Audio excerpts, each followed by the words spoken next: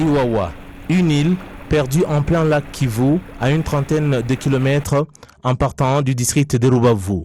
Pour y parvenir, il faut utiliser un canot à moteur. À l'entrée de ce centre de rééducation d'Iwawa, on peut lire « Sol devenu Paul ». Et donc le message est bien clair du travail abattu dans ce centre dont la mission est la rééducation des jeunes devenus accros à la drogue et tous les maux liés.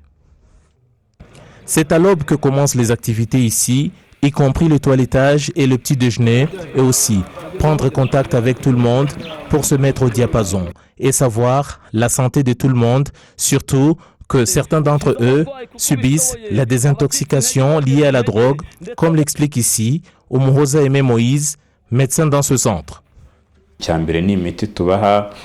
La première des choses, nous leur donnons des médicaments et puis nous examinons également leur situation et puis nous avons des discussions en groupe pour voir comment ils doivent changer leur mentalité et leur compréhension de leur situation.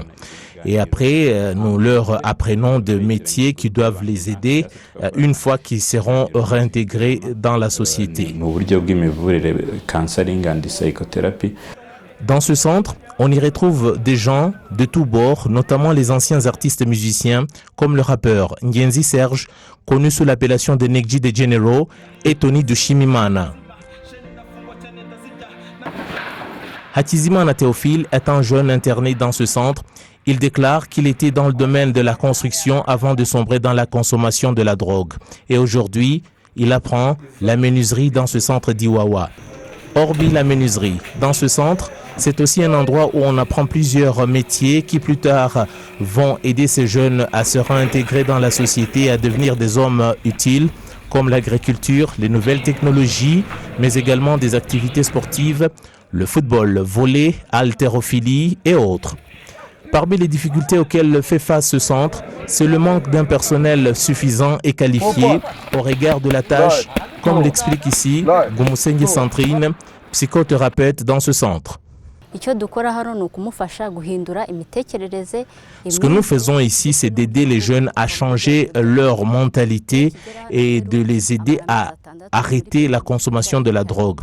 C'est un programme bien spécifique que nous débutons avec leurs premiers 6 mois ici dans ce centre et nous les aidons après avoir changé leur compréhension et leur mentalité.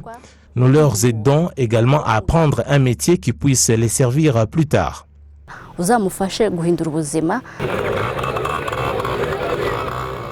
Ce sont 1500 à 3000 jeunes que ce centre accueille chaque année, mais 10% de ces jeunes se retrouvent ici l'année qui suit.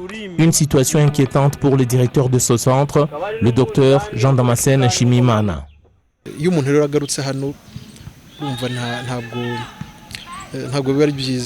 Lorsque une personne revient ici, ce n'est pas une bonne image, c'est une chose qui ne nous plaît pas du tout.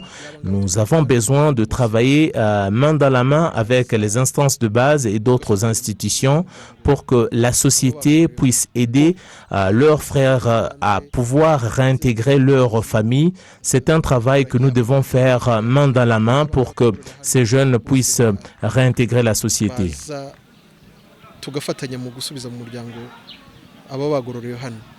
Rukundo Valence, un ancien de ce centre qui a su se réintégrer grâce à l'organisation Hope Ethiopia Rwanda, celui-ci déclare qu'il existe des stigmas dans la société pour les jeunes qui proviennent de ce centre d'Iwawa. À ce jour, ce sont 4316 jeunes qui sont dans ce centre de rééducation d'Iwawa depuis son ouverture en 2010.